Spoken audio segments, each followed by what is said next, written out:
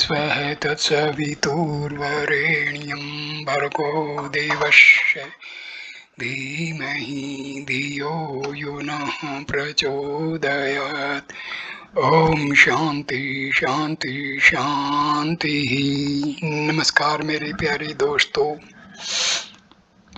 उपनिषदों की कथा की श्रृंखला का ये दूसरा वीडियो है। ये कथा हिंदी में है। दूसरी कथा का नाम है अनोखा अतिथि। इसमें अतिथि नचिकेता है और यजमान यमराज हैं। तो सुनिए, ये बहुत अच्छी कथा है। ये कठोपनिषद में से ली गई है। सतयुग का पवित्र काल है। देश भर में यज्ञों का प्रचार हो रहा है। यज्ञ धूमधाम से और उसकी पवित्र सौरभ से आकाश भरा हुआ है। वेद के वरद मंत्रों से दिशाएं गूंजती हैं। यज्ञ का हवि ग्रहण करने के लिए स्वर्ग से देवगण पृथ्वी पर उतरते हैं।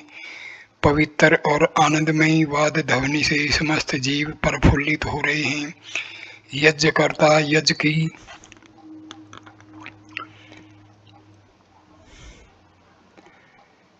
पूर्णाहुति होने पर परम श्रद्धा से ऋत्विक गण को दक्षिणा बांटते हैं। आकांक्षा रहित होकर सात्विक यज्ञकर्ता वेद विधि का पूर्णतया पालन करते हुए समस्त कार्य संपादन करते हैं। ऐसे ही पवित्र युग में ऋषि वात्सर्वा के सुपुत्र उद्दालक मुनि ने विश्वजीत नामक एक यज्ञ किया। इस यज्ञ में सर्वस्व दान करना पड़ता है। तदनुसार वात्सर्वा के पुत्र उद्दालक ने भी सर्ववेद समददौ अपना सारा धन ऋषियों को दे दिया। ऋषि उद्दालक के नचिकेता नामक एक पुत्र था। जिस समय ऋषि ऋत्विज और देशों को दक्षिणा बांट रहे थे और उसमें अच्छी बुरी सभी तरह की गुहें दी जा रही थी, उसमें बालक नचिकेता के निर्बल अंतःकरण में श्रद्धा ने प्रवेश किया। नचिकेता ने अपने मन में सोचा, पितोत्गा जगत तृणा दुग्ध दोहा निरिंद्रिया आनंदा नाम ते लोकास्तान से गच्छति ता दतति।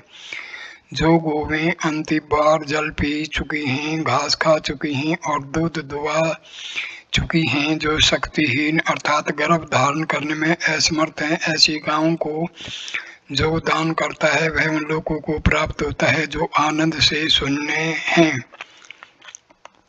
यज्ञ की बात गोदान अवश्य होना चाहिए, परंतु नहीं देने योग्य गौ के दान से दाता का उल्टा अमंगल होता है। इस प्रकार की भावना से सरल हृदय नचिकेता के मन में बड़ी वेदना हुई और अपना बलिदान देकर पिता का अनिष्ट निवारण करने के लिए उसने कहा, तत्कस्मै मां दास्यसीति। हे पिताजी, मैं भी आपका धन हूँ, मुझे आप किसको देते हैं? पिता ने कोई उत्तर नहीं दिया। नचिकेता ने फिर कहा, पिताजी मुझे किसको देते हैं? पिता ने इस बार भी उपेक्षा की। धर्म भीरु नचिकेता से नहीं रहा। उसने तीसरी बार फिर वही प्रश्न किया। ऋषि चढ़ गए और खींच कर कह उठे, तुम्हें देता हूँ मृत्यु को। मृत्युवे त्वा ददामिति। पिता के क्रोध भरे वचन सुनकर नचिकेता सोचने लगा कि शिष्य और पुत्रों की 3 श्रेणियां हुआ करती हैं, उत्तम, मध्यम और अधम। जो गुरु का अभिप्राय समझकर उसकी आज्ञा की कोई प्रतीक्षा के बिना ही सेवा करने लगते हैं वे उत्तम हैं। जो आज्ञा पाने पर कार्य करते हैं वे मध्यम है, और जो गुरु का अभिप्राय समझ लेने और आज्ञा सुन लेने पर भी गुरु की इच्छा अनुसार कार्य नहीं करते हुए अधम कहलाते हैं। मैं प्रथम श्रेणी में चाहे ना हूँ, पर दूसरी में तो अवश्य हूँ। मैं अधम तो कदापि नहीं हूँ। मुझ श्री के गुण संपन्न पुत्र को पिताजी ने मालूम क्यों यम को दे दिया। मृत्यु देवता का मुझसे क्या प्रयोजन सिद्ध होगा? संभवतः पिता ने क्रोध किया, उसमें ही ऐसा कह दिया है। परंतु जो कुछ भी हो, पिताजी का वचन असत्य नहीं होना चाहिए। यूं विचार कर उसने यमराज के यहाँ जाने का ही निश्चय कर लिया। धन्य पितृ भक्ति और धन्य त्याग।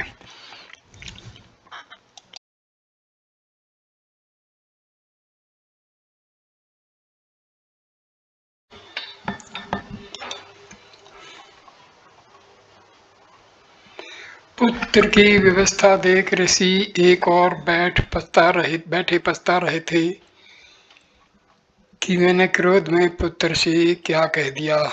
इतने ही में नचिकेता ने जाकर पिता से कहा, अनुपश्य यथा पूर्वे प्रतिपश्य तथा परे सस्यमिव मृत्यु पच्यते सस्यम अविजात ये पुनः। ये this is a Kathopanishad stanza. हे पिताजी, अपने पूर्वजों का व्यवहार देखिए, इस समय के साधु पुरुषों का व्यवहार देखिए। उनके चरित्रों में न कभी पहले असत्य था और न अब है। असाधु लोग ही असत्य का आचरण किया करते हैं, परंतु उस असत्य से कोई अजर अमर नहीं हो सकता। मनुष्य अनाज की तरह जरा जीर्ण होकर मर जाता है और अनाज की तरह ही कर्मवश पुनः जन्मता है। अतएव इस अनित्य संसार में मिथ्या आचरण से क्या प्रयोजन है। आप अपने सत्य का पालन कर मुझे यमराज के पास जाने की आज्ञा दीजिए। पिता को बड़ा दुख हुआ, परंतु पुत्र की सत्यपरायणता देख ऋषि ने आज्ञा दे दी। नचिकेता ने पिता के वचनों को निभाने के लिए यम सदन की ओर प्रयाण किया। यमराज का अतिथि निर्भीक चित नचिकेता ने पिता की आज्ञा अनुसार यमराज के घर आकर पता लगाया तो मालूम हुआ कि यमराज कहीं बाहर गए हुए हैं। नचिकेता को 3 रात्रि तक अन्न जल ग्रहण किए बिना यमराज की प्रतीक्षा करनी पड़ी। तीसरे दिन यमराज के घर लौटने पर घर के लोगों ने उनसे कहा, वैश्वानरः प्रविष्टि अतिथि ब्राह्मणो गृहान तस्यता शांतिं कुर्वन्ति हर व्यवस्थो दकम। साक्षात अग्नि ही ब्राह्मण अतिथि के रूप में घर में प्रवेश करते हैं। साधु गृहस्थ उस अतिथि रूप अग्नि के दाह की शांति के लिए उस जल पदार्थ दिया करते हैं। अतएव हे वैवस्व, आप उस ब्राह्मण बालक के पैर धोने के लिए जल ले आइए। अतिथि 3 दिनों से आपकी बाट देखता हुआ अनशन लिए बैठा है, अतएव आप स्वयं उसकी सेवा करेंगे तभी वह शांत होगा। आशा प्रतीक से संगत है, सुनृत्याम च इष्टापूर्ते पुत्र पशुश्च सर्वान् एतद् वंग्यते पुरुषस्याल मेधसो यस्सानस्नैवस्ति ब्राह्मणो गृहे। जिस अल्प बुद्धि पुरुष के घर पर अतिथि ब्राह्मण बिना भोजन किए रहता है, उस मंद बुद्धि की सारी आशा और प्रतीक्षाएं, ज्ञात और अज्ञात वस्तुओं के प्राप्त होने की इच्छा, उनके संयोग से प्राप्त होने वाला फल, उसकी संपत्ति, पुत्र, पशु, सत्य भाषण, यज्ञ और सारे पूरत, कुएं, तालाब, धर्मशाला आदि बनाने का पुण्य नष्ट हो जाते हैं। इस बात को सुनकर यमराज जल से भरा हुआ स्वर्ण कलश लेकर दौड़ी और अतिथि नचिकेता को पादार्घ्य देकर आदर पूर्वक कहने लगे, तिस्रो रात्रिय तवास्ति गृहे में अनशनः ब्राह्मण अतिथिर्नर्मस्य। नमस्तोस्तु ब्राह्मण स्वस्ति मे अस्तु तस्मात् प्रति 3 वरान वृणीष्व। हे ब्राह्मण, तुम नमस्कार करने योग्य अतिथि होकर मेरे घर पर 3 दिन से बिना खाए पड़े हो। तुमको नमस्कार है और इससे मेरे दोष की निवृत्ति होकर मेरा कल्याण हो। मुझसे बड़ा अपराध हुआ है, अतएव तुम प्रत्येक रात्रि के लिए एक वर के हिसाब से कुल 3 वर मांग लो। यमराज के द्वार पर 3 दिन तक अतिथि भूखा पड़ा रहे, कितना बड़ा अपराध। प्राचीन भारत में अतिथि सेवा गृहस्थ का सबसे आवश्यक क्रम माना जाता था। धर्म शास्त्रों में लिखा है कि अतिथि को साक्षात नारायण मानकर उसकी सेवा करनी चाहिए। जो गृहस्थी अतिथि सेवा से शून्य है, उसके समस्त शुभ कर्मों को वह भूखा अतिथि ले जाता है। भारत के वैदिक युग में घर पर आए हुए अतिथि नारायण की बड़ी सेवा होती थी। यमराज का यह उदाहरण बड़े ही महत्व का है। जिस दिन से भारत ने इस परसेवा व्रत के बंधन को ढीला कर दिया, जब से भारत के गृहस्थ केवल अपने स्त्री पुत्रों के भोग विलास की सामग्रियों का प्रबंध करने में ही कर्तव्य की इतिश्री मानने लगे। जब से अतिथि नारायणों के लिए गृहस्थ का द्वार बंद होने लगा, तभी से भारत की दुर्गति आरंभ हो गई। अस्तु यमराज की बात को सुनकर सदा संतुष्ट नचिकेता ने यह सोच कर कि पिता को सुख पहुंचाना ही पुत्र का सबसे प्रथम कर्तव्य है, यमराज से यही पहला वर मांगा।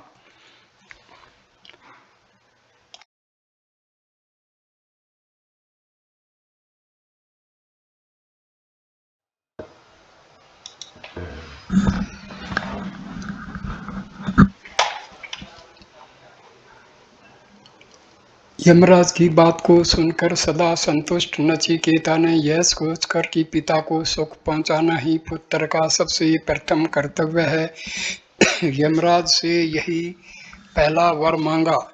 शांत संकल्प है सुमना, यथा स्याद वीतमन्यु घोरतमो माँ भी मृत्यु त्वं परसृष्टम माँ भी वदेत प्रतीत एतत् त्रयाणाम प्रथम वर्णम वर्णे।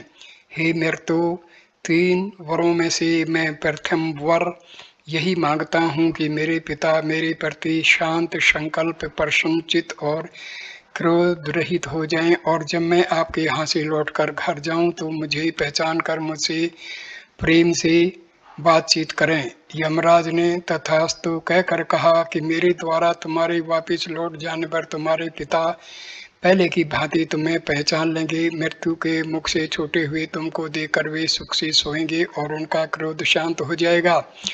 पितृभक्त बालक की पहली कामना पूर्ण हुई। नचिकेता ने इस प्रकार पिता का सुख संपादन कर फिर समस्त जीवों के मंगल के लिए स्वर्ग के साधन अग्नि तत्व को जानने के लिए यमराज से कहा, हे मृत्यु, स्वर्ग में कुछ भी भय नहीं है। वहाँ न आप मृत्यु हैं, न किसी को बुढ़ापे का भय है।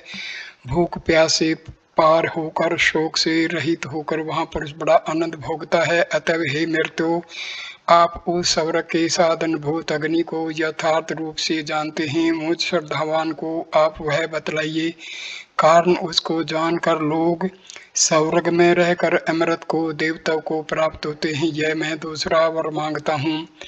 यमराज ने बड़ी तपस्या करके अग्नि विद्या को जाना था। वास्तविक अधिकारी बिना इस विद्या को देने से दाता और ग्रहीता दोनों में से किसी का कल्याण नहीं होता। परंतु आज नचिकेता को उत्तम जिज्ञासु जानकर अग्नि तत्व का महत्व बतलाते हुए यमराज बोले, प्रते ब्रीविमी तदु में निबोध सर्व अग्नि नचिकेत है प्रजानन अनंत लोकाप्ति मथो प्रतिष्ठाम विद्धि तवमेतम निहित्यम गुहायाम।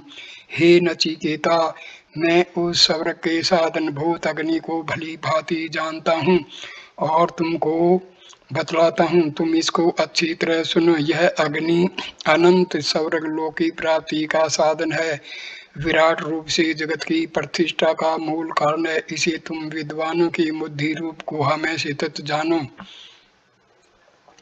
इसके अनंतर यमराज ने नचिकेता को समस्त लोकों के आदि कारण उस अग्नि की और उसके लिए जैसी और जितनी ईंटें चाहिए वे जिस प्रकार रखी जानी चाहिए सो बतलाया, अर्थात यज्ञ स्थान के निर्माण के लिए आवश्यक सामग्रियों और अग्नि चयन करने की विधि को बतलाया। तीक्ष्ण बुद्धि नचिकेता ने यमराज की कही हुई सारी बातों को दोहराकर अपनी प्रतिभा को सिद्ध कर दिया। यमराज को बालक की अप्रतिम योग्यता देखकर बड़ी प्रसन्नता हुई और उन्होंने पहले 3 वरों के अतिरिक्त एक चौथा यह वर और दिया कि तवैव नामना भवितायामग्नि शंकाम चे मामने रूपा ग्रहण। मैंने जिस अग्नि की बात तुमसे कही वह तुम्हारे ही नाम से प्रसिद्ध होगी और तुम इस विचित्र रत्नों वाली शब्दवती माला को भी ग्रहण करो। नचिकेता का तेजो दीप्त मुखमंडल प्रसन्नता से भर गया। यमराज फिर बोले, जिसने यथार्थ रूप से माता पिता और आचार्य के उपदेशानुसार 3 बार नचिकेत अग्नि की उपासना कर यज्ञ वेदा धन और दान किया है, वह जन्म और मृत्यु को तर जाता है। और जब वह भाग्यवान पुरुष उस अग्नि को ब्रह्म से उत्पन्न हुआ ज्ञान संपन्न पूजनीय देव जानता है, तब वह शांति को प्राप्त होता है। जो नचिकेता अग्नि के स्वरूप, संख्या और आहुति देने की प्रणाली को जानकर उसकी उपासना करता है, वह देहपात से पहले ही मृत्यु के पास को तोड़कर और शोक रहित होकर स्वर्ग में आनंद को प्राप्त होता है। नचिकेता अग्नि को स्वर्ग का साधन बदलाकर उसकी कुछ और प्रशंसा करके यमराज ने नचिकेता से कहे, तृतीयम वरम नचिकेत वर्णीस्व, हे नचिकेता तीसरा वर मांगो।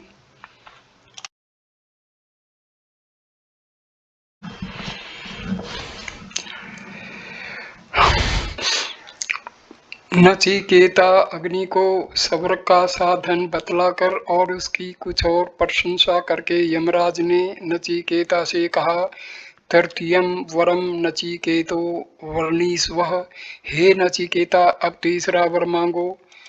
आधिकारिक परीक्षा, पिता की प्रसन्नता का वर इस लोक के लिए और स्वर्ग के साधन अग्नि का ज्ञान परलोक के लिए वर कर नचिकेता सोचता है कि क्या स्वर्ग सुखी जीवन का परम कल्याण है। स्वर्ग से भी तो पुण्य आत्माओं का पुण्य अक्षय होने पर वापिस लौटना सुना जाता है। अतएव अब तीसरे वर्ष से उस मृत्यु तत्व या आत्म तत्व को जानना चाहिए, जिसके जानने पर और कुछ जानना बाकी नहीं रह जाता। यूं सोचकर आत्मा परलोक में जाता है या नहीं, मरने के बाद आत्मा की क्या गति होती है, इस आत्मज्ञान के जटिल प्रश्न को समझने के हेतु से नचिकेता ने यमराज से कहा, मृत मनुष्य के विषय में एक संशय है। कोई कहते हैं शरीर, इंद्रियां, मन और बुद्धि के अतिरिक्त देहांतर संबंधी कोई अन्य आत्मा है। कोई कहते हैं ऐसा कोई स्वतंत्र आत्मा नहीं है। प्रत्यक्ष या अनुमान से इस विषय का कोई निर्णय नहीं हो सकता। आप मृत्यु के अधिपति देवता हैं, अतः मैं यह आत्म तत्व आपसे जानना चाहता हूँ। यही तीसरा वर मैं मांगता हूँ। नचिकेता का महत्वपूर्ण प्रश्न सुनकर यमराज ने सोचा, ऋषि कुमार बालक होने पर भी बड़ा ही बुद्धिमान कैसे गोपनीय तत्व को जानना चाहता है, परंतु आत्म तत्व उपयुक्त पात्र को ही बतलाना उचित है। अनाधिकारी के समीप आत्म तत्व प्रकट करने से हित के स्थान में प्राय अनिष्ट ही हुआ करता है, इसलिए पहले पात्र परीक्षा की आवश्यकता है। यूं विचार कर यमराज ने इस तत्व की कठिनता का बखान करके नचिकेता को टालना चाहा। यमराज ने कहा, देवताओं को भी पहले इस विषय में संदेह हुआ था। इस आत्म तत्व का समझना कोई आसान बात नहीं है, यह बड़ा ही सूक्ष्म विषय है। अतः हे नचिकेता, तुम दूसरा वर मांगो, इस वर के लिए मुझे मत रोको।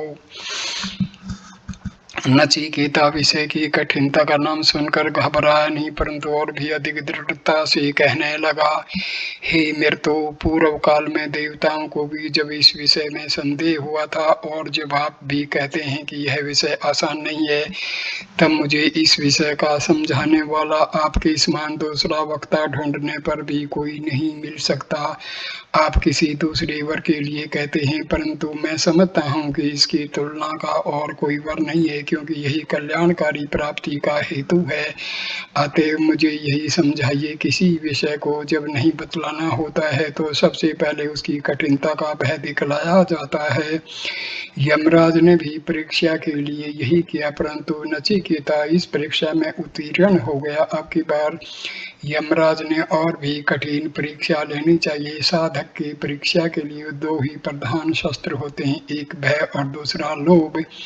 नचिकेता भय से नहीं डिगा, इसलिए यमराज ने दूसरे शस्त्र लोभ का प्रयोग उस पर किया। यमराज ने कहा, बालक, तुम क्या करोगे? ऐसे वर को लेकर तुम ग्रहण करो इन सुख की विशाल सामग्रियों को।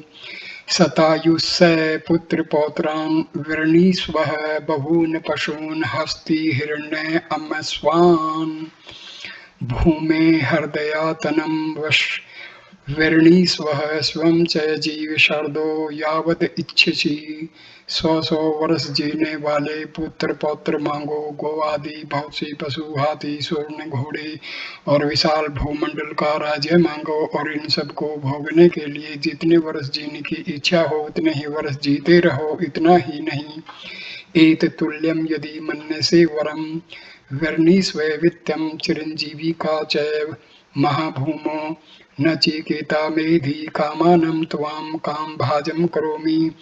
इसी के समान और कोई वर चाहो तो उसे और प्रचुर धन के साथ दीर्घ जीवन मांग लो। अधिक क्या, इस विशाल भूमि के तुम सम्राट बन जाओ, मैं तुम्हें अपनी सारी कामनाओं का इच्छा अनुसार भोगने वाला बनाए देता हूँ। इसके सिवा ये कामा दुर्लभा मृतलोके सर्वान् कामा इच्छन्तनुत्तय प्रातस्व इमा रामा सर्था सतूर्या न हृदयस्सा लभनीया मनस्सयि आभिर्मत्तप्रताभि परिचार्यस्व नचिकेता मरणं मानु प्राक्षी।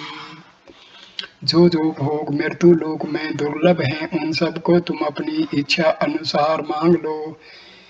ये रणों समेत और वाद्यों समेत जो सुंदर रमणियां हैं, ऐसी रमणियां मनुष्यों को नहीं मिल सकती। मेरे द्वारा दी हुई इन सारी रमणियों से तुम अपनी सेवा कराओ। परंतु हे नचिकेता, मुझे मरण संबंधी मृत्यु के बाद आत्मा रहता है या नहीं, यह प्रश्न मत पूछो। संसार में ऐसा कौन है जो बिना चाहे इतनी भोग सामग्रियों और उनके भोगने के लिए दीर्घ जीवन व्यापी सामर्थ्य प्राप्त होने पर भी उन्हें नहीं चाहेगा। सुनते ही लाट पकने लगती है। परंतु विचार और वैराग्य की ऊंची भूमिका पर पहुंचा हुआ नचिकेता अटल और अचल है। यमराज के प्रलोभनों का उसके मन पर कोई असर नहीं हुआ। सत्य है, राम विलास राम अनुरागी तजत वमन इव नर बड़भागी। जो बड़भागी राम के प्रेमी जन हैं, वे रमा के विलास को, भोगों को वमन के समान त्याग देते हैं। जिसने एक बार विश्व विमोहन मनोहर झांकी की अनोखी छटा देख ली, वह फिर विषयों की ओर भूलकर भी नहीं झांकता। नचिकेता ने कहा, हे मृत्यु, आपने जिन भोग्य वस्तुओं का वर्णन किया है वे कल तक रहेंगी या नहीं, इसमें भी संदेह है। ये मनुष्य की सारी इंद्रियों के तेज को हरण कर लेती हैं। आपने जो दीर्घ जीवन देना चाहा है वह भी अनंत काल की तुलना बहुत थोड़ा ही है। जब ब्रह्मा का जीवन भी अल्प काल का है, तब औरों का तो बात ही क्या है। अतः मैं यह सब नहीं चाहता आपके रथ, घोड़े, हाथी और नाचगान आपके पास ही रहें। धन से मनुष्य कभी तृप्त नहीं होता। जहाँ केवल कामना का ही विस्तार है, वहाँ तृप्ति कैसी। भोग विलास की तृष्णा में अभाव और अपूर्णता में अतृप्ति और आकांक्षा के सिवा और क्या रह सकता है। अतः वरस्तु में वर्णिया स एव, मुझे तो वही आत्म तत्व रूप वर चाहिए। भला अजर और अमर देवताओं के समीप आकर नीचे की मृत्यु लोक का जरा मरणशील कौन ऐसा मनुष्य होगा जो अस्थिर और परिणाम में दुख देने वाले विषयों को चाहेगा। शरीर के सौंदर्य और विषय भोग के प्रमादों को अनित्य और अक्षण भंगुर समझाकर भी कौन ऐसा समझदार होगा जो संसार के दीर्घ जीवन से आनंद मानेगा। अतएव हे मृत्यु, जिसके विषय में लोग संशय करते हैं, जो महान परलोक के विषय में निर्णयात्मक आत्म तत्व विज्ञान है, मुझे वही दीजिए। योजयम वरो गूढ़ मनुष्य प्रविष्टो नान्यम तस्मान नचिकेता वर्णिते। यह आत्म तत्व संबंधी वर गूढ़ होने पर भी नचिकेता इसके सिवाय दूसरा अज्ञानी पुरुषों का इच्छित अनित्य वर नहीं चाहता। इस अग्नि परीक्षा में भी नचिकेता उत्तीर्ण हो गया। यमराज ने अब नचिकेता को आत्मज्ञान का पूर्ण अधिकारी समझा। वास्तव में जो इस माया में जगत के सारे सुखों के मनोहर चित्र, धन की प्रलोभन, रमणियों के रमणियां, तरने बंधन और कमनीय कीर्ति की कामना आदि सभी पदार्थों को आत्मज्ञान की तुलना में काक विष्ठावत या जहर के लड्डुओं के समान अत्यंत हेय और त्याज्य समझता है, जो इस लोक और परलोक के बड़े से बड़े भोगों को तुच्छ समझकर सबको लात मार सकता है वही आत्मज्ञान का यथार्थ अधिकारी है, परंतु जो कौड़ी के लिए जन्म जन्मांतर व प्रभाव को आश्रय देने के लिए तैयार रहते हैं और काम पड़ने पर आत्मज्ञान की दूसरी बात नहीं करते, वैसे लोग किस अधिकारी की प्राणी है, इस बात को विज पाठक स्वयं सोच लें। विषय वैराग्य, साधु संगति और भजन साधन के प्रभाव से पहले आत्मज्ञान का अधिकार प्राप्त कर तदंतर उसकी प्राप्ति के लिए प्रयत्न करना चाहिए, नहीं तो उभय भ्रष्ट होने की और अधिक संभावना है।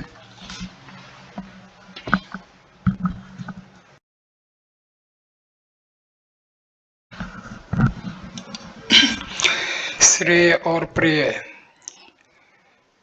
यमराज ने नचिकेता को परम वैराग्यवान, निर्भीक और उत्तम अधिकारी समझकर परम प्रसन्न होकर कहा कि हे नचिकेता, एक वस्तु श्रेय कल्याण है, दूसरी वस्तु प्रेय है। श्रेय मनुष्य के वास्तविक कल्याण मोक्ष का नाम है और प्रेय स्त्री पुत्र धन मान आदि प्रिय लगने वाले पदार्थों का नाम है। इन दोनों का भिन्न भिन्न प्रयोजन है और ये अपने अपने प्रयोजन में मनुष्य को बांधते हैं। इन दोनों में से जो श्रेय को ग्रहण करता है उसका कल्याण मोक्ष होता है और जो प्रेय को चुनता है वह आपात रमणीय धन मान आदि में फंसकर पुरुषार्थ से भ्रष्ट हो जाता है। श्रेय और प्रेय दोनों में से मनुष्य चाहे जिसको ग्रहण कर सकता है। बुद्धिमान पुरुष श्रेय और प्रेय दोनों के गुण दोषों को भली भांति समझकर उनका भेद करता है और निरअक्षीर विवेकी हंस की तरह प्रेय को त्याग कर श्रेय का ग्रहण करता है। परंतु मूर्ख लोग प्रेयो मंदो योग अक्षेमाद वर्णिते, योग अक्षेम के लिए यानी प्राप्त स्त्री पुत्र धन आदि की रक्षा और अप्राप्त भोग्य पदार्थों की प्राप्ति के लिए प्रेय को ही ग्रहण करते हैं। हे नचिकेता, सत्वं प्रियान प्रिय रूपाश्च कामा न विध्याय नचिकेता तस्राक्षी नित्या श्रंकः चित्तमयी मवाप्तो यशाम मजंती बहवो मनुष्यः। तुमने मेरे द्वारा बार बार प्रलोभन दिखलाए जाने पर भी जो प्रिय स्त्री पुत्र आदि और प्रिय रूप अप्सरा आदि समस्त भोगे विषयों को अनित्य समझकर त्याग दिया, इस द्रव्यमयी निकृष्ट गति को तुम नहीं प्राप्त हुए जिसमें कि साधारणतः बहुत से मनुष्य डूबे रहते हैं। इस भाषण से यमराज ने नचिकेता के विवेक और वैराग्य की विशेष प्रशंसा कर चित्तमयी संसार गति की निंदा की और साथ ही विवेक वैराग्य संपन्न मनुष्य ही ब्रह्म ज्ञान का अधिकारी है यह भी सूचित किया। इसके अनंतर श्रेय और प्रेय की परस्पर विपरीत फल उत्पन्न करने के कारण मीमांसा करते हुए यमराज कहने लगे, दूर में ते विपरीते विशुचि अविद्या या च विद्येति ज्ञाता विषाभीष्णं नचिकेतसं मन्ये न त्वा कामा बहवो लोलुपन्तः। विद्या और अविद्या ये दोनों प्रसिद्ध हैं, ये दोनों एक दूसरे से अत्यंत विपरीत और भिन्न भिन्न तरफ ले जाने वाली हैं। हे नचिकेता, मैं तुम्हें विद्या का अभिलाषी मानता हूँ क्योंकि तुम्हें बहुत से भोग भी नहीं लुभा सके। अविद्याया मंत्रे वर्तमानः स्वयं धीरा पंडित मन्यमानः दद्र्यमाणां प्रीयन्ति मूढ़ा अंधे नैव नियमाना यथा अंधा। अविद्या में पड़े हुए भी जो लोग अपने को बड़े बुद्धिमान और पंडित मानते हैं वे भोग की इच्छा करने वाले मूढ़ जन अंधे से चलाए हुए अंधों की तरह चारों ओर ठोकरें खाते भटकते फिरते हैं। वास्तव में आजकल जगत में ऐसी अनेक मनुष्य हैं जो बिना समझे बुझे ही अपने को तत्वज्ञानी माने हुए हैं। यदि उनके अंतःकरण का दृश्य देखा जाए तो उसमें नाना प्रकार की कामनाओं का तांडव नृत्य होता हुआ दिखाई पड़ता है, परंतु बातों और तर्कों में कहीं पर ब्रह्म ज्ञान में जरा सी त्रुटि नहीं दिखती। यमराज के कथनानुसार इस प्रकार के मिथ्या ज्ञानियों के लिए मोक्ष का द्वार बंद रहता है और उन्हें पुनः पुनः आवागमन के चक्कर में ही ठोकरें खानी पड़ती हैं। पुनरपि जननम पुनरपि मरणम पुनरपि जननी जठरे शयनम। ऐसा क्यों होता है? यमराज कहते हैं, न सांप्राय प्रतिभाति बालम परमाद्यंतय वित्त मोहिन मूढ़म। धन के मोह से मोहित प्रमाद में रत रहने वाले मूर्ख को परलोक या कल्याण का मार्ग दिखता ही नहीं। वह तो केवल अयम लोको नास्ति परीति मानी पुनः पुनर्वसमापद्यते में यही मानता है कि स्त्री पुत्र आदि भोगों से भरा हुआ एकमात्र यही लोक है, इसके सिवा परलोक कोई नहीं है। इसी मान्यता के कारण उसे बारंबार मेरी मृत्यु के अधीन होना पड़ता है। यमराज फिर बोले कि हे नचिकेता, आत्मज्ञान कोई साधारण सी बात नहीं है। अनेक लोग तो ऐसे हैं जिनको आत्मा के संबंध की बातें सुनने को ही नहीं मिलती। बहुत से लोग सुनकर भी इसे जान नहीं सकते। आत्मा का वक्ता भी आश्चर्य रूप कहीं कोई मिलता है, और इस आत्मा को प्राप्त करने वाला भी कहीं कोई एक निपुण पुरुष ही होता है। इसी प्रकार किसी निपुण आचार्य से शिक्षा प्राप्त कोई विरला ही आश्चर्य रूप पुरुष आत्मा को जानने वाला होता है। किसी साधारण मनुष्य के विवेचन से आत्मा का यथार्थ ज्ञान नहीं होता। आत्मज्ञान तभी होता है जब उसका उपदेश किसी अनन्य अभेददर्शी समर्थ पुरुष के द्वारा किया जाता है, क्योंकि यह आत्मा सूक्ष्म से भी सूक्ष्म कारण सर्वथा अतर्क्य है। यह ज्ञान तर्क से प्राप्त नहीं होता, यह तो किसी अलौकिक ब्रह्मज्ञानी के द्वारा बतलाए जाने पर ही प्राप्त होता है। हे नचिकेता, तुमने ऐसा पुरुष पाया है, वास्तव में तुम सत्य धारणा से संपन्न हो। तुम जैसा जिज्ञासु मुझे मिलता रहे। यूं कहकर यमराज ने सोचा कि यदि नचिकेता के मन में कर्मकांड के फलों की अनित्यता के संबंध में कुछ भी संदेह रह गया तो उसका परिणाम शुभ नहीं होगा। अतः यमराज ने कहा, हे नचिकेता, मैं जानता हूँ कि धनराशि अनित्य है और अनित्य वस्तुओं से नित्य वस्तु की प्राप्ति नहीं होती।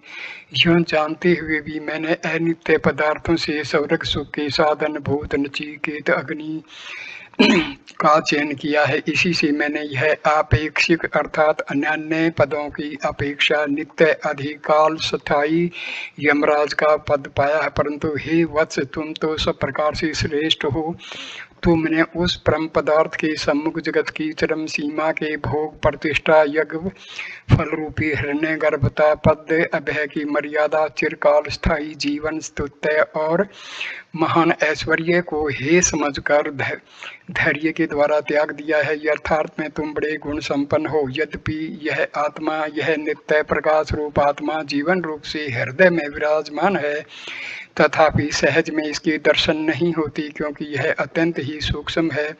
यह अत्यंत गूढ़ है, समस्त जीवों के अंतर में प्रविष्ट है, बुद्धि रूप गुफा में छिपा हुआ है, राग द्वेष आदि अनर्थ में देह में स्थित है और सबसे पुराना है। जब कोई धीर पुरुष इस देवता को आत्मयोग के द्वारा अर्थात चित्त को विषयों से निवृत्त कर उसे आत्मा में समाहित करता है, तब इसे जानकर वह हर्ष और शोक से तर जाता है।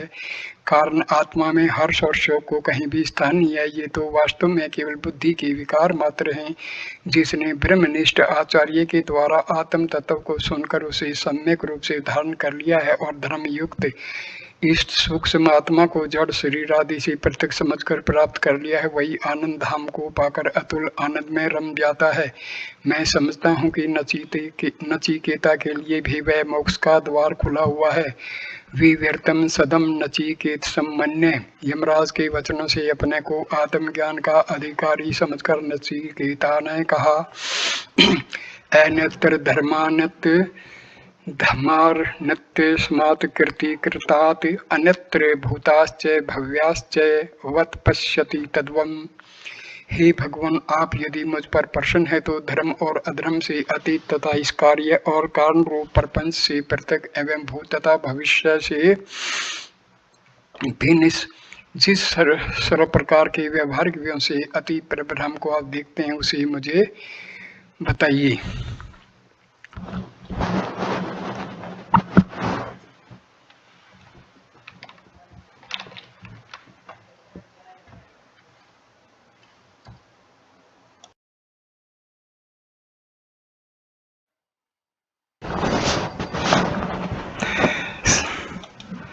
साधन और स्वरूप। नचिकेता के प्रश्न को सुनकर यमराज ने आत्मा का स्वरूप बतलाने से पूर्व उसकी साक्षात साधन प्रणव का उपदेश आरंभ किया। यमराज बोले, सर्वे वेदा यत् पदम मानन्ति तपासि सर्वाणि च यदुदन्ति यदिच्छन्तो ब्रह्मचर्यं चरन्ति तत्ते पद संग्रहेण बरीव्यो मित्येत। समस्त वेद जिसका प्रतिपादन करते हैं, समस्त तप जिसे बतलाते हैं अर्थात जिसके लिए किए जाते हैं, जिसको प्राप्त करने के लिए साधक गण ब्रह्मचर्य का अनुष्ठान किया करते हैं, वह पद में संक्षेप बताता हूँ। वह है ओम, वह परापरम पद, वह परात्पर परमात्मा जो सब नामों से परे होने पर भी सब नामों में भरा हुआ है, जो सर्वथा नाम विहीन होते हुए भी अनेक नामों से संबोधित किया जाता है। उसके समस्त नामों में ओम सर्वश्रेष्ठ है। ओम शब्दा ब्रह्म का प्रतीक है। यह अक्षरी ब्रह्म है और इसी अक्षर को ब्रह्म स्वरूप समझकर इसकी उपासना करने से साधक जो चाहता है सो पाता है। यो यदिच्छति तस्य तत्, यह ओंकार ही ब्रह्म की प्राप्ति का सबसे उत्तम और श्रेष्ठ अवलंबन है और इसी अवलंबन को जान लेने से ब्रह्म लोक में महिमा होती है। इस प्रकार प्रणवोपासना रूपी साधन बतलाकर अब यमराज आत्मा का स्वरूप बतलाते हुए कहते हैं, न जायते म्रियते वा विपश्चिन्नायं कुतश्चिन्न विभो कश्चित् अजो नित्यः शाश्वतो अयं पुराणः न हन्यते हन्यमाने शरीरे। यह चैतन्य स्वरूप आत्मा न जन्मता है, न मरता है, न यह किसी दूसरे से उत्पन्न हुआ है, न कोई दूसरा ही इससे उत्पन्न हुआ है। यह अजन्मा है, नित्य है, शाश्वत है और सनातन है। शरीर के मारे जाने पर भी यह नहीं मरता। मरना और मारना सब शरीर में है। आत्मा न कभी मरता है, न कोई उसे मार सकता है। शास्त्र आदि से देह कट जाने पर भी देह में स्थित यह आत्मा ज्यों का त्यों बना रहता है। जिस प्रकार मकान के नष्ट होने से उसमें स्थित आकाश नष्ट नहीं होता, इसी प्रकार देह आदि के नाश से आत्मा का नाश नहीं होता। इसीलिए यमराज कहते हैं, हंता चैन मन्यते हंतु हतश्चैन मन्यते हतम उभौ तौ न विजानीतो नायम हंति न हन्यते। अज्ञानी मारने वाला समझता है कि मैं इसे मारता हूँ और मरने वाला समझता है मैं मरा हूँ, परंतु वे दोनों ही नहीं समझते हैं, क्योंकि यह आत्मा न तो किसी को मारता है न कोई मरता ही है। यह आत्मा अनोनियान महतो महिया नात्मजंतो निहृतो गुहायाम, जो सूक्ष्म से भी सूक्ष्मतर है और जो महान से भी महत्तर है, जो जीव की हृदय को हमें छिपा हुआ ऐसे वही देख पाता है, जो कामनाओं से रहित है, जो कर्मों की सिद्धि और असिद्धि में संचित है, जो शुद्ध विद्यार के उत्पत्ति या विनाश में हर्ष और शोक को नहीं प्राप्त होता, जो प्रत्येक अवस्था में परमात्मा की एक अनंत सत्ता को उपलब्ध करता हुआ शांत और शीतल रहता है, परंतु जो इस प्रकार नहीं है उसे आत्मा के दर्शन नहीं होते, क्योंकि यह आत्मा निश्चित होने पर भी दूर तक पहुंच जाता है, सोया हुआ ही सर्वत्र चला जाता है। विद्या और धन आदि मदयुक्त होते हुए भी मद रहित इसे मेरे अतिरिक्त अन्य कौन जान सकता है। अशरीर शरीर वेशन वस्ते वस्थितम महांतम विभु आत्मानं मत्वा धीरो न सोचती। यह समस्त अनित्य शरीरों में रहते हुए भी शरीर रहित है, समस्त अस्थिर पदार्थ में व्याप्त होते हुए सदा स्थिर है। इस नित्य और महान विभु आत्मा को जो धीर पुरुष जान लेता है वही शोक से तर जाता है। यह एक ही आत्मा सब ओर से और सब में व्याप्त होने पर भी नाय आत्मा प्रवचन लभ्यो न मेधया न भवना श्रुतेन, न तो यह वेद के प्रवचन से प्राप्त होता है, न विशाल बुद्धि से मिलता है और न केवल जन्म भर शास्त्रों के श्रवण करने से ही मिलता है। ये मिलता है उसी को जो इसको पाने के लिए परम व्याकुल हो जाता है, और मिलता है उसको यमे वैसे वर्णुते तन्न लभ्य सतयस्य आत्मा विवरणीयते तत्साम स्वाम, जिसको यह सो प्रकाश आत्मा स्वयं स्वीकार कर लेता है और जिसके निकट बना यथार्थ स्वरूप प्रकट कर देता है। सो जाने जही देहु जनाई जानत तुम ही होई जाई। जब तक परमात्मा को पाने के लिए हृदय में व्याकुलता और अधीरता नहीं उत्पन्न होती, जब तक साधक निष्काम साधन से संपन्न नहीं हो जाता, जब तक परमात्मा के नित्य स्वरूप के साथ उसके मन का सर्वथा संयोग नहीं हो जाता, तब तक सारी बातें और सारी क्रियाएं शुष्क और व्यर्थ हैं। ऐसे पुरुष का ज्ञान केवल मौखिक और लोकरंजन मात्र होता है, उससे कोई लाभ नहीं होता। जो पापों में रहता है, जो दम शम तथा चित्त व्यक्तियों के निरोध रूप समाधि से रहता है, जिसका मन अशांत है, उसको केवल पांडित्य की प्रचुरता और तर्कों की अक्षीणता से ही आत्म साक्षात्कार नहीं होता। जो शम दमादि गुणों से युक्त है, जो शुद्ध संयत और समाहित चित्त है, जो इंद्रिया लालसाओं से विरत है और जिसने श्रवण मनन तथा निधि ध्यान द्वारा अभेद रूप प्रज्ञान प्राप्त कर लिया है, वही उस प्रज्ञान के द्वारा इस आत्मा को प्राप्त होता है। प्रज्ञान मन यात, जो साधन संपन्न है उनको आत्मा की प्राप्ति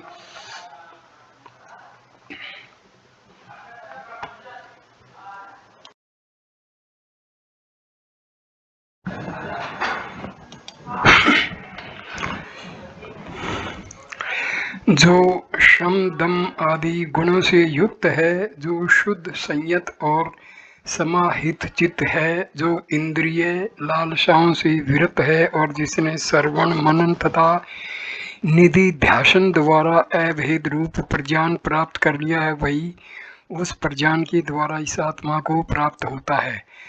प्रज्ञानेन नैनाम्युपनाथ, जो साधन संपन्न नहीं है उनको आत्मा की प्राप्ति नहीं हो सकती। इसी बात को बतलाने के लिए यमराज ने फिर कहा कि हे नचिकेता, देखो दूसरों की तो बात ही क्या है।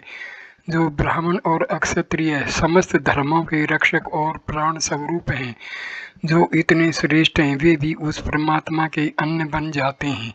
सबका संहार करने वाला मृत्यु भी जिस परमात्मा के भोजन का उपसेचन अर्थात सागपात बन जाता है, ऐसे उस महामहिमान्वित परमात्मा को संसार के भोगों में आसक्त और साधन रहित मनुष्य कैसे जान सकता है कि वह इस प्रकार का है। आत्मा और परमात्मा का निर्णय करके यमराज ने शिष्य को कर्म से अग्नि विद्या और ज्ञान से ब्रह्म विद्या की प्राप्ति बतलाने के लिए कहा।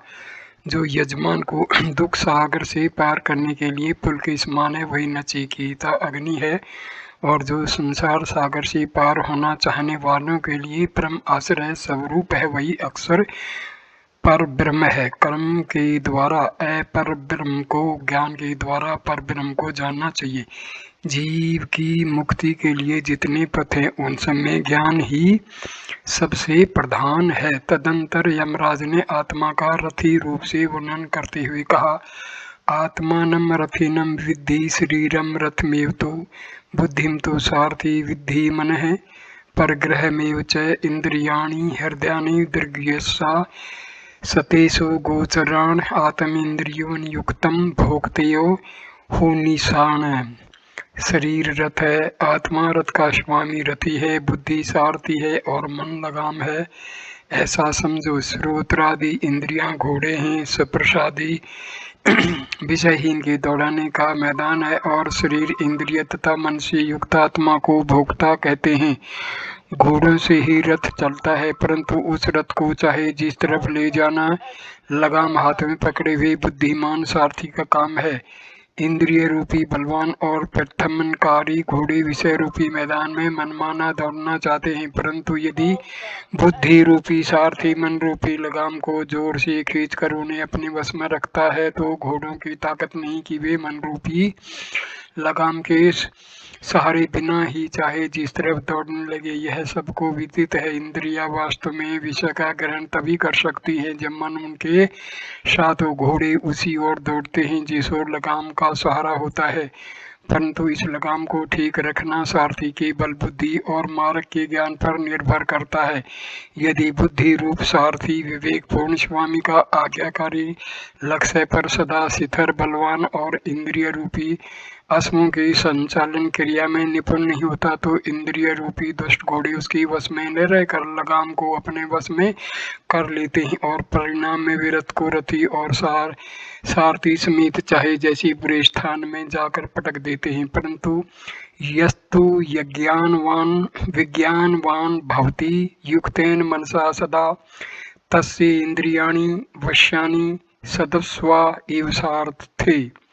जिसकी बुद्धि में विवेक होता है, जिसका मन एकाग्र और समाहित होता है, उसकी इंद्रियां अच्छे घोड़ों की तरह बुद्धि रूप सारथी के वश रहती हैं। जिसका मन निग्रह रहित है, जो अविवेकी है, जो सदा अपवित्र, ऐसे रथी को कभी अपने लक्ष्य परम पद ब्रह्म की प्राप्ति नहीं होती। उसे बारंबार कष्ट में जन्म मरण रूप संसार में ही भटकना पड़ता है। परंतु यस्तु विज्ञानवान भवति समनस्के सदा शुचि स तो तदम प्रणोति यस्मात् भूयो न जायते। जो विवेकी है, जिसका मन निगृहित है, जो सदा पवित्र रहता है, वह ऐसे परम पद को पाता है जहाँ से लौटकर फिर जन्म ग्रहण नहीं करना पड़ता। जिसका बुद्धि रूप सारथी विवेकी है, जिसको मन रूप लगाम स्थिर है, जिसके इंद्रिय रूपी घोड़े लगाम के साथ ही साथ विवेकमयी बुद्धि के वश में है, वह इस रथ की सहायता से संसार सागर के उस पार अपने लक्ष्य स्थान पर अनायास ही जा पहुंचता है और वही तद विष्णु परम पदम, विष्णु का परम पद है। यमराज ने फिर कहा कि इंद्रियों से उनके विषय श्रेष्ठ हैं, विषयों से मन श्रेष्ठ है, मन से बुद्धि श्रेष्ठ है और बुद्धि से महत श्रेष्ठ है, महत से अव्यक्त श्रेष्ठ है और अव्यक्त से पुरुष श्रेष्ठ है। बस इस पुरुष से परे कोई नहीं।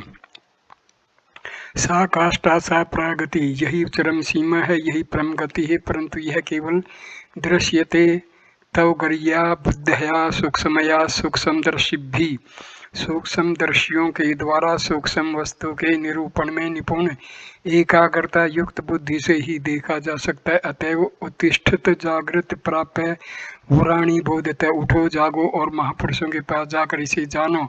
बुद्धिमान लोग इस मार्ग को तलवार की धार पर चलने के समान बतलाते हैं। अक्षुरस्य धारा निशिता दुर्तया दुर्गम पथ सत कवयो वदंती। इंद्रियां बहिर्मुखी, इसी से वे केवल बाहर की वस्तुओं को देखती हैं, अंतरात्मा को नहीं देखती। कोई विवेक संपन्न पुरुष ही अमृत तत्व की शुभेच्छा इंद्रियों को अंतर्मुखी करके अंतरात्मा को देख पाता है। अज्ञानी लोग बाह्य वस्तुओं की ओर ही दौड़ते, इसी से वे सर्वत्र व्याप्त मृत्यु के फंदे में फंस जाते। परंतु ज्ञानी पुरुष उस अमृत को जानकर इन अनित्य पदार्थों से नित्य वस्तु की प्रार्थना नहीं करते। जो यहाँ कार्य हैं वही वहाँ कारण में है, परंतु जो उपाधि के संबंध से और भेद ज्ञान के कारण अविद्या के प्रभाव से उस अभिन्न स्वरूप ब्रह्म को नाना रूपों में देखता है। मृत्यु से मृत्यु संपन्नोति, वह बार बार मृत्यु को जन्म मरण को ही प्राप्त होता है। इस ज्ञान की प्राप्ति केवल विचार से ही हो सकती है, यहाँ किंचित भी भेद नहीं है। जिसको यहाँ भेद दिखता है उसी को बार बार मृत्यु की शरण लेनी पड़ती है। जैसे शुद्ध जल में लाने पर दोनों मिलकर एक रस तन में हो जाते हैं, इसी प्रकार आत्मदर्शी पुरुष का आत्मा परमात्मा से मिलकर ब्रह्म रूप बन जाता है। यमराज ने आगे चलकर फिर कहा, हे नचिकेता, मैं प्रसन्न होकर तुम्हें यह अत्यंत गोपनीय सनातन ब्रह्म तत्व बतला रहा हूँ। मृत्यु के बाद जीवन का क्या होता है सो तुम सुनो। जिसके जैसे कर्म और जैसी वासना होती है और जिसका जैसा ज्ञान होता है उसी के अनुसार कोई तो मृत्यु के बाद माता के गर्भ में जाता है, कोई मृत्यु के पश्चात वृक्ष पाषाण आदि स्थावर योनि को प्राप्त होता है। जब समस्त प्राणी निद्राग्रस्त रहते हैं तब जो एक निर्गुण ज्योतिर्मय ब्रह्म सुप्रकाशित रूप से जागृत रहकर समस्त विषयों को प्रकाशित करता है, वही शुद्ध है, वही ब्रह्म है, उसी का नाम अमृत है। उसके सिवाय और कोई छुपा हुआ ब्रह्म नहीं है।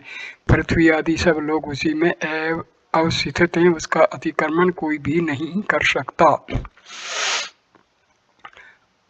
अग्निर्यथ को भुवनम प्रविष्टो रूपम प्रतिरूपो बभूव, एक सतता सर्वभूतानंतरात्मा रूपम प्रतिरूपो बहिश्च, वायुस्थ को भुवनम प्रविष्टो रूपम प्रतिरूपो बभूव, एक सतता सर्वभूतानामंतरात्मा रूपम प्रतिरूपो बहिश्च।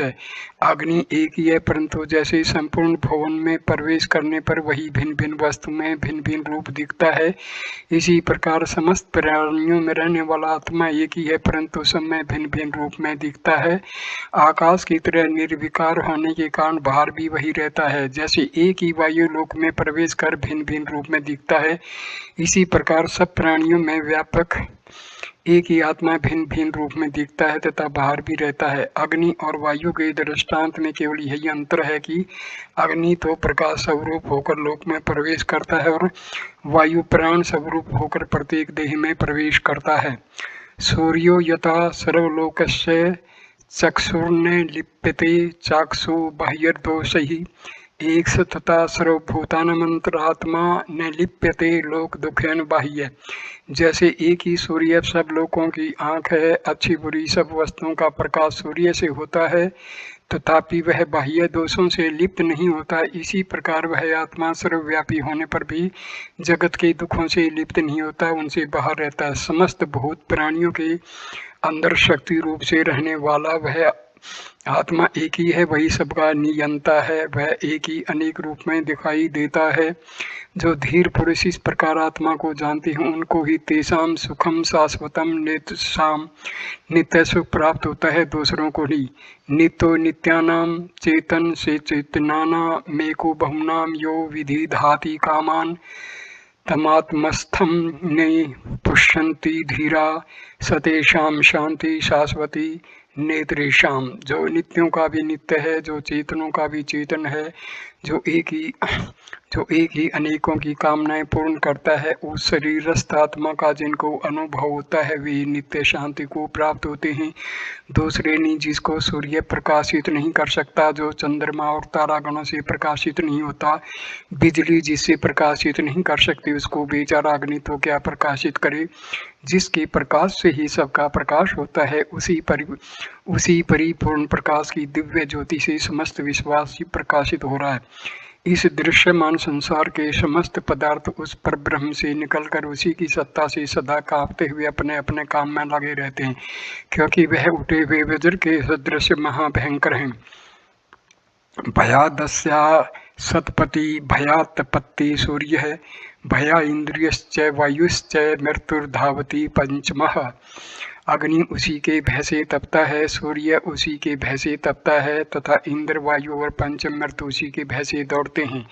जो पुरुष इस शरीर के नाश होने से पूर्व ही उस आत्मा को जान लेता है वही मुक्त होता है, नहीं तो सर्गेषु लोकेषु सूर्यत्वाय कल्पते।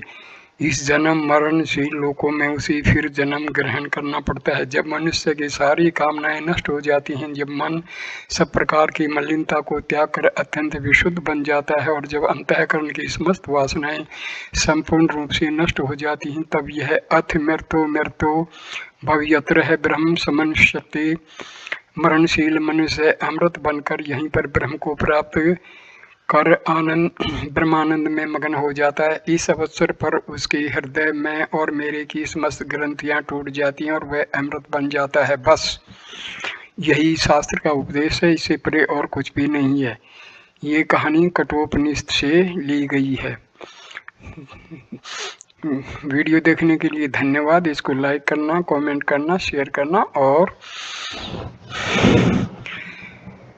चैनल को सब्सक्राइब करना। नमस्ते मेरे प्यारे दोस्तों, नमस्ते नमस्ते नमस्ते।